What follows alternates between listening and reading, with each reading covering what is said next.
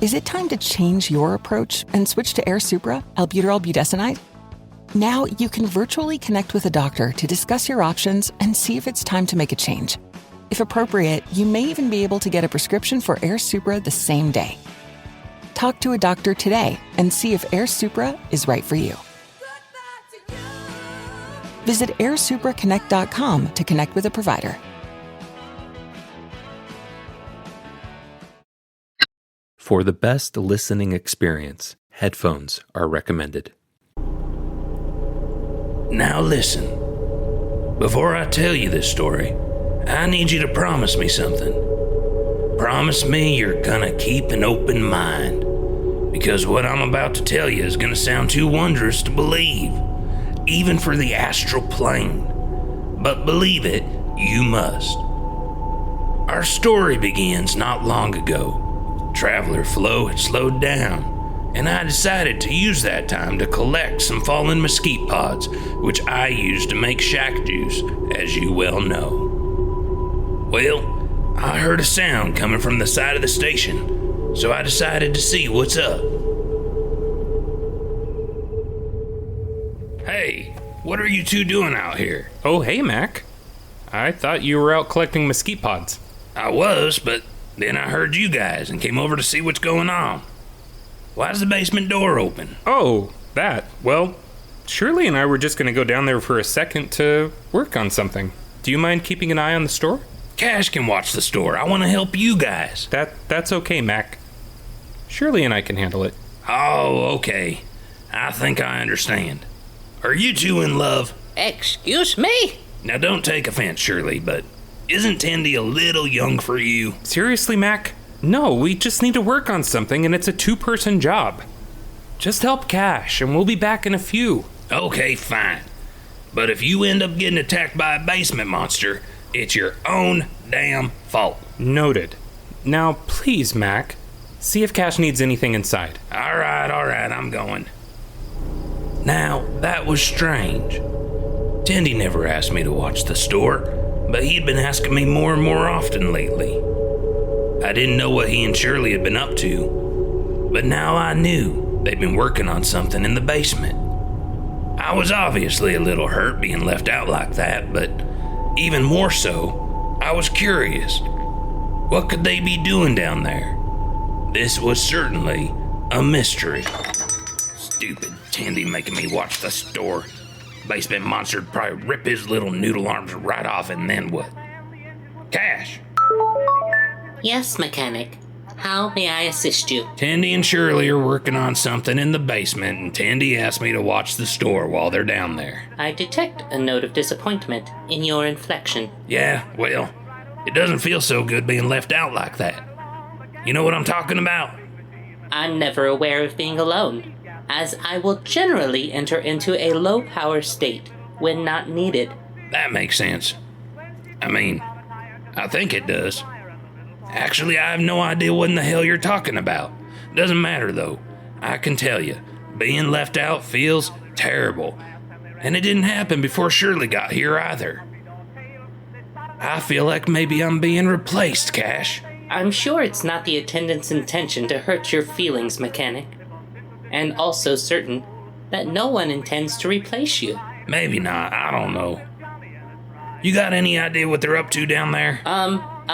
Oh, look, I need to run a diagnostic check on myself. Talk later, mechanic. Are you serious? What am I supposed to do now?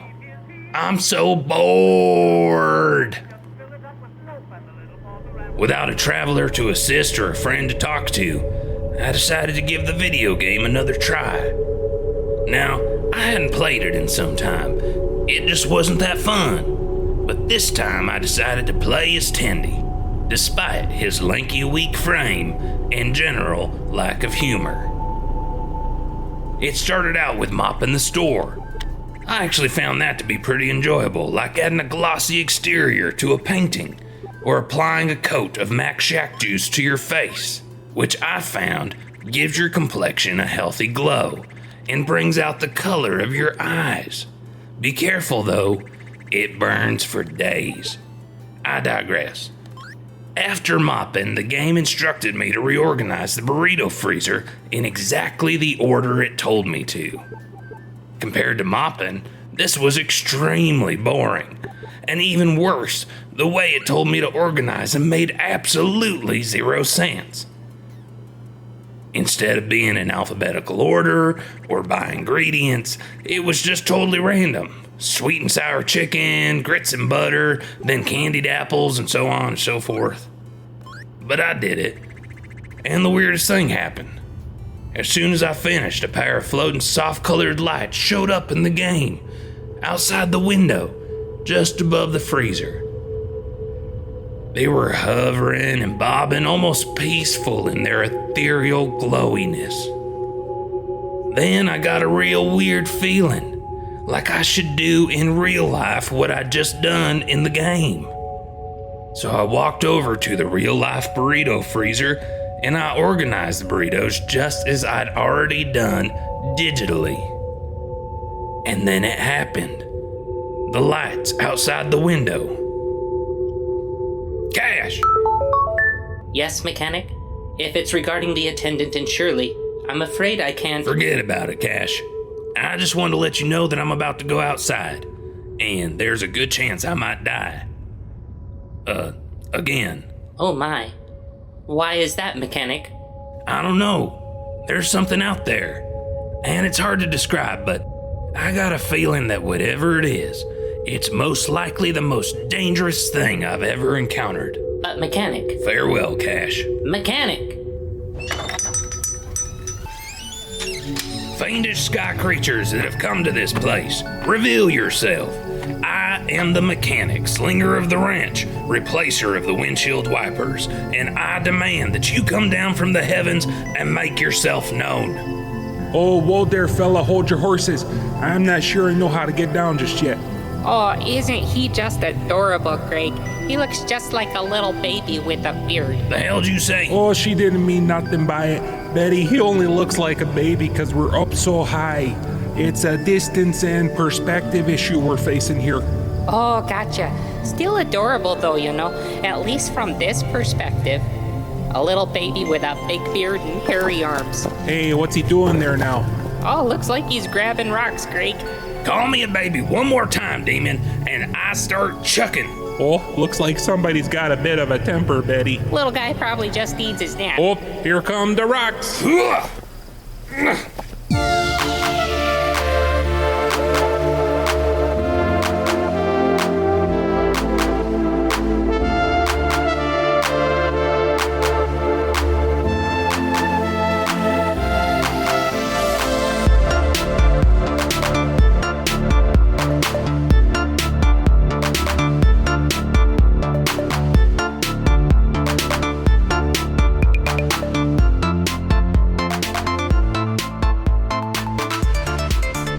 Probably shouldn't have tossed the rocks. But believe it or not, my height is a little bit of a sore spot for me. Tandy's so tall, C.A.S.H is small, but that makes sense. Shirley is my height, but much older, and I'm not sure I could even take her in a fight. Back to the story now. As the creatures started to descend from the sky, it became clear that they weren't malevolent beings, but just very normal, levitating, glowing human beings. Okay there, guy, are we done with the rock throwing? Betty didn't mean no offense when she called you a baby, did you, Betty? Oh gosh, no, didn't mean nothing by it. It was just from up there you were small and had a fair complexion. Now that I see you up close, it's obvious you're a burly man, like a lumberjack or something, albeit a little bit shorter. Oh, sure, but what you lack in height, you compensate for with raw, masculine energy. Ain't that right, Betty? Yeah, raw masculine energy does seep out of me a bit, I guess. I'm sorry for chucking rocks at you. I was just pretty sure you were malevolent beings come to challenge me in battle. What's a malevolent being? Sounds downright gassy, don't it? Not being. You know, a spirit whose nature tends toward the devious. Oh, gotcha. A regular old cheese nipper, huh? Oh, sorry, we didn't even introduce ourselves. This here is Greg, and I'm Betty. Well, I'm Mac. I do the mechanic work around here. So, what is this place anyhow? New Mexico, Arizona, Texas.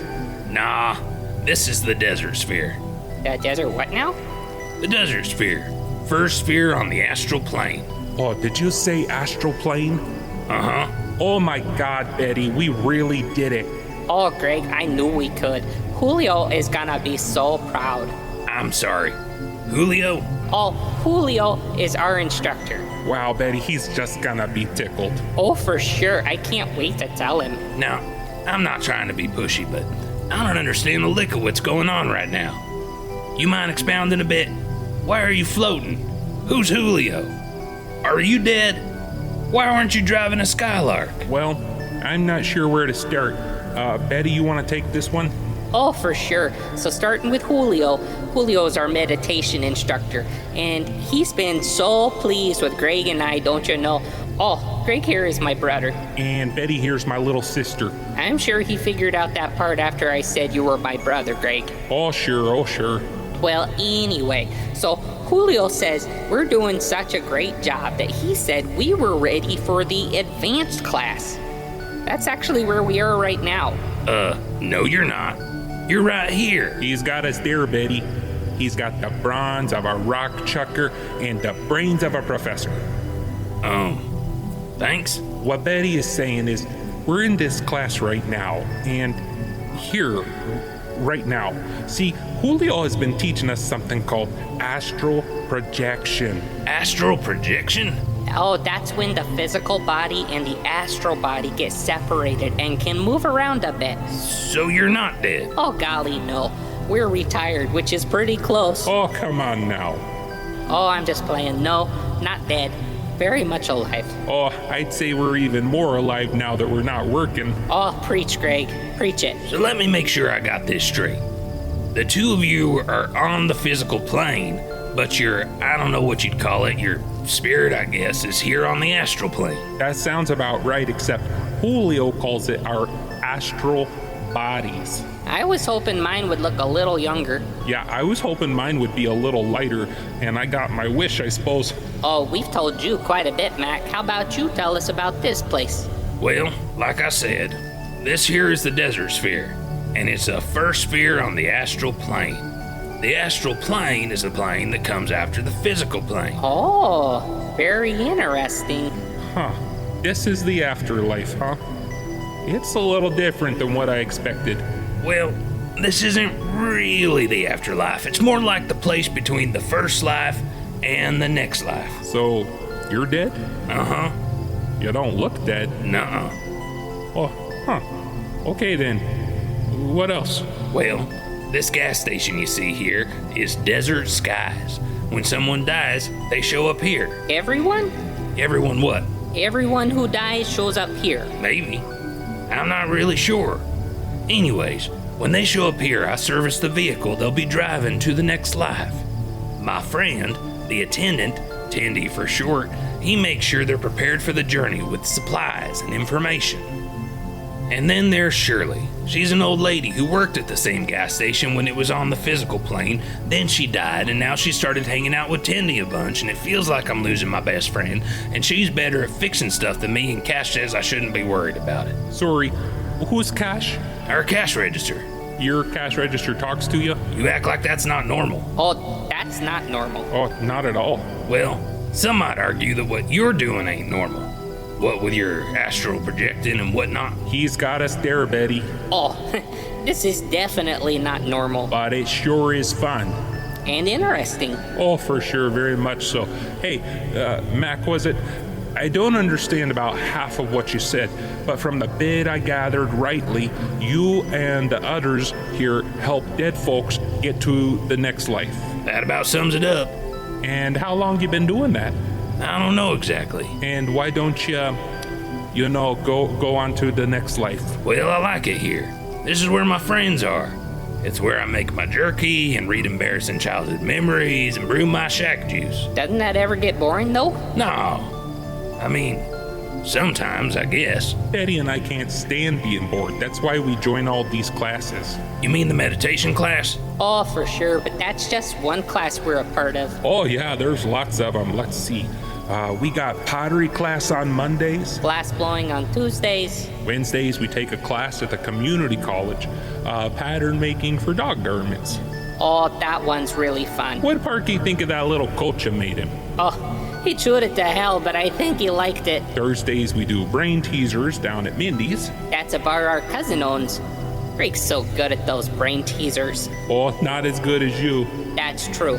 Okay, where were we? On Friday, I get it. You keep busy. Well, we ain't got a lot of clubs around here. The Coyotes do stargazing from time to time, but that's about it. For the most part, it's just the same thing over and over and over. Really? Nothing new happens? Sometimes, but not usually. Meeting you is something new. Shirley showing up was something new. Oh, and we got an arcade game now. An arcade game? Oh, me and Betty are part of a group that goes to the arcade on Fridays. well, not really a part of the group. There's a group of teenagers that meet down there, and we just kind of show up. And they ask us to leave, but I know they're just playing. Oh, I'm certain they're not playing. Yeah, maybe not. They always hog the games and we never get to play. You don't suppose I could try your game, huh? It's not very entertaining, but you're welcome to give it a try. Float after me. With the $5 meal deal at McDonald's, you pick a McDouble or a McChicken, then get a small fry, a small drink, and a 4-piece McNuggets. That's a lot of McDonald's for not a lot of money. Price and participation may vary. For a limited time only. Hey besties, listen up. I have a secret to tell you. LinkedIn now has improved the job search experience for nurses. Search by your specialty, the shifts you want to work, and the salary that you want to make. With so many employers hiring on LinkedIn, finding the perfect job is even more simplified. So don't spend months searching. Go to linkedin.com/nurses and find out why in the past year, more than 1.5 million nurses have used LinkedIn to search for their next role. That's linkedin.com/nurses. So I took Greg and Betty inside. Well, sort of. They just floated through the walls. Apparently, their astral bodies don't have a whole lot to them, which makes it hard to interact with the astral plane. That explained why I couldn't hit them with the rocks, even though I'm normally an excellent shot. Those rocks were just going straight through him. Greg was pretty disappointed when he wasn't able to actually play the game, but I showed it to him anyways. First, I played as me. I serviced a few skylarks and reunited the scorpion with his tribe for the 100th time. Then, I played as Tandy. The mopping part was still fun, but then we got to the burrito reorganization level, which is, as I'm sure you can imagine, boring as shit.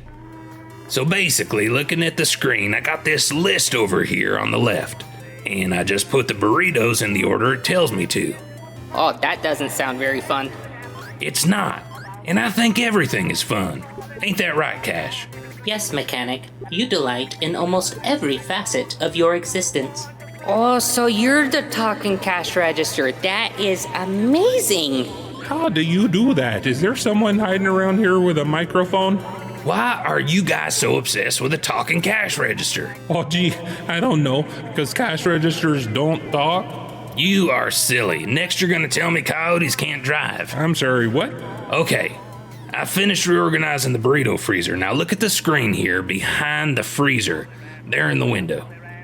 Oh my, wait, that's us. That's you and me, Greg. Well, that's spooky. Why are we in the game here? I want to ask you the same thing. You're in the game. Tandy never mentioned floating light people when he was playing, but it changed today when you showed up. Can you think of any reason why that might be? It's clear as mud to me. Greg? Oh, maybe it doesn't mean anything. Maybe this game just reflects what's going on in the real world. If you can call this place that. We were convinced the game meant something, that it was important. Well, we're not giving up just yet. Let us think for a moment. Oh, we better hurry. Our session with Julio will be coming to an end soon. How long have we been here? I'm not sure. Yeah, time is iffy on the astral plane. Well, we better figure this out soon then. Did you try changing the burritos around in real life to match what you did in the game? Yep. And what happened? You two showed up. I don't know. This one's a real brain teaser. What'd you say, Greg? I said, this one's a real brain teaser. That's it, Greg. We're thinking of this like it's a video game, but it's a brain teaser video game. We're great at brain teasers. Holy smokes, Betty, I think you're right. This isn't just an action game, it's a puzzle game. So what's that mean? That means we need to reapproach this with logic. And I'm thinking that most of what you're doing here might be a distraction from the actual puzzle. And if I had to guess, I'd say the answer lies somewhere in the burrito freezer. Jinx, you owe me a pop, Betty. What in the hell is a pop? Let's take a look at that freezer, Greg.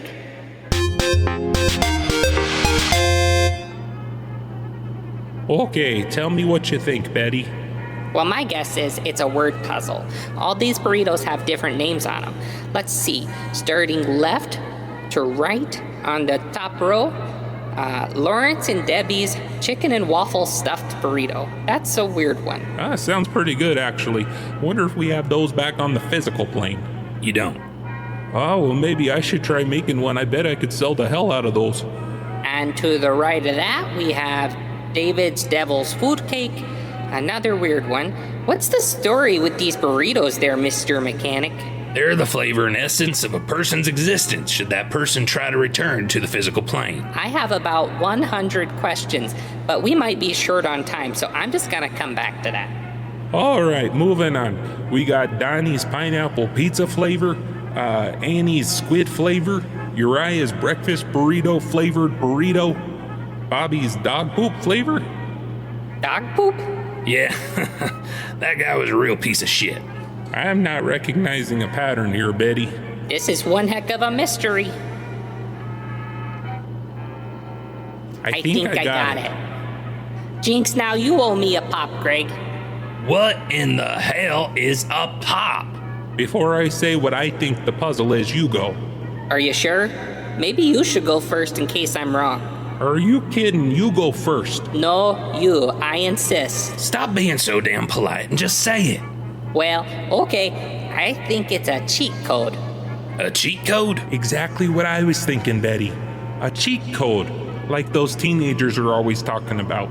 Explain. Well, a cheat code is where you push a sequence of buttons in the game, and you unlock something. Look at the first word of every package here. You've got Lawrence, David, Donnie, Annie, Uriah, Bobby, Lonnie, and so forth. And that's a cheat code? Well, yeah. See, the first letters of these names, they correspond with a button on the game. Lawrence, L, like left. Debbie, D, like down. Annie, A, like the A button. Now you're getting them. Get back over to that game. I'll shout the directions and you punch them in. Got it. All right, you ready? Ready. Here we go. Left, down, down, A, up, B, left, left, right, start, right. And it went on like that for all 35 varieties. Right, up, A, start.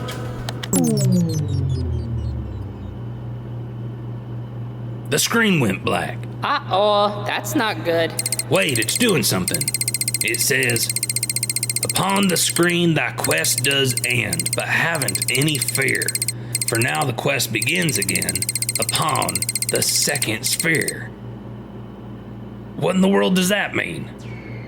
Wait, what's this thing doing? No! We broke it. Tendy's gonna kill me. Oh, jeez. Oh, no. I'm so sorry. We didn't know it was gonna break. I finally thought I was doing something useful, and I broke the dang machine. Hey, what was that? That sounded like the coin return. Maybe it's the token we put in when we first found the game. That's no coin you got there. That looks more like, It's a car key. It says something. Token 2. What do you think I'm supposed to do with this? The only car we got here already has a key. Wei and his crew have it right now. What was that? Sounds like that's our cue to go. The gong has been gong, as they say. Nobody says that. Farewell, mechanic. This has been really fun. Oh, and sorry about calling you a baby. Yeah, well, sorry about throwing rocks at you. See you around. Will you ever come back? Not sure how we managed it this time, but if we can do it again, you can count on another visit.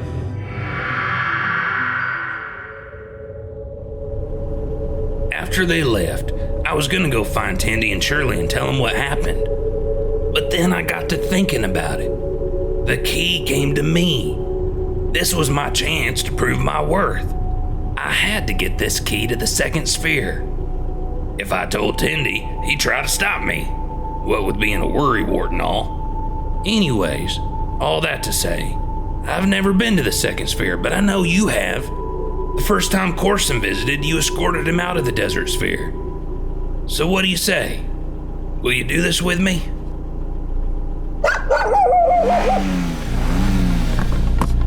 Wait, you crazy son of a bitch.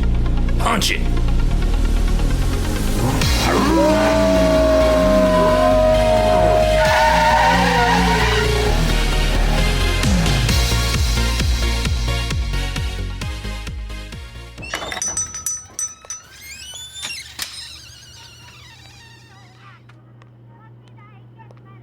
Mac! Hey, Mac, where are you? We're ready to show you what we made. He is going to be so excited when he sees the basement.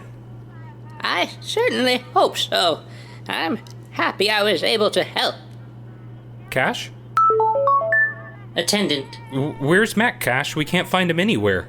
the mechanic has asked me to relay a message to you, Attendant. Message? What's the message?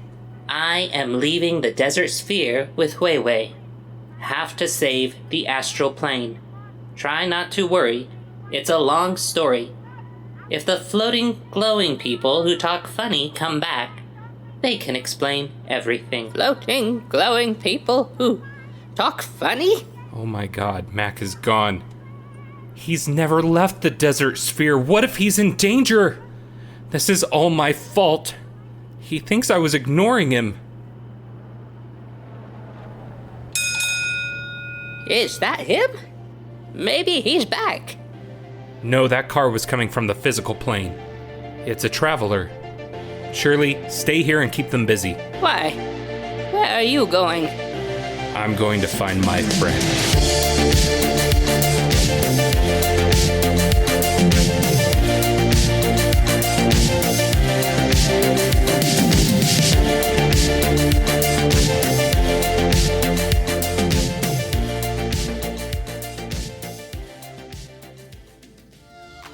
Greetings, travelers.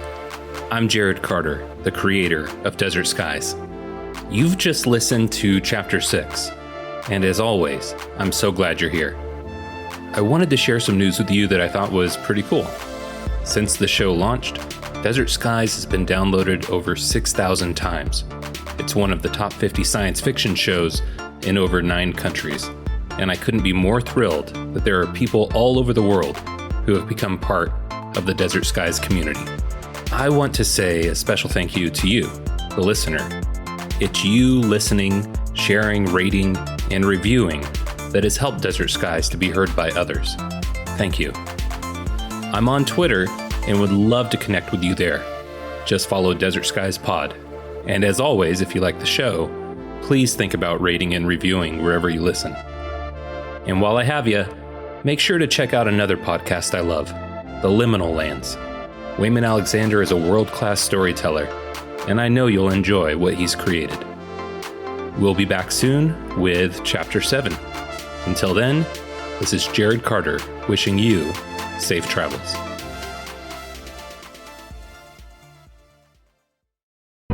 The Fable and Folly Network, where fiction producers flourish.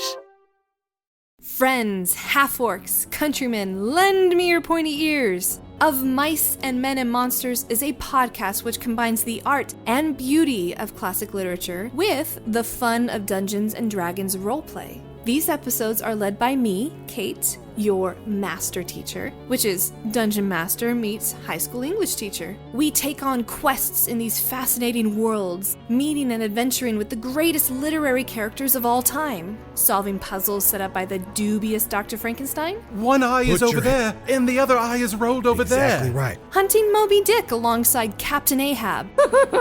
I've rolled a 1. Oh, you rolled a 1! Of Mice and Men and Monsters is a faithful yet irreverent way to interact with the stories which have influenced us for centuries. Plus, it's a much more exciting way to experience literature than writing an essay. Essays don't have swords which burst into flame, or poop monsters hiding in toilets. Anybody got some poop for me? A new episode of Mice and Men and Monsters is released every other Wednesday, wherever you listen to podcasts.